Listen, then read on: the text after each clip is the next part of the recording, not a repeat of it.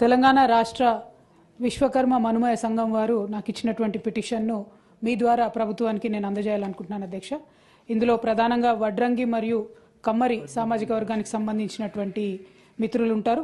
వారందరూ కూడా ప్రధానంగా మరి చేతి వృత్తుల మీదనే ఆధారపడి జీవించేటటువంటి వారు కాబట్టి ఈ సంవత్సర కాలంలో ఈ కొత్త ప్రభుత్వం వచ్చిన తర్వాత మరి కర్ర కోత మిషన్లకు అనుమతి ఇవ్వలేదనేటటువంటి అంశాన్ని వారు ప్రధానంగా రేజ్ చేయడం జరిగింది అధ్యక్ష.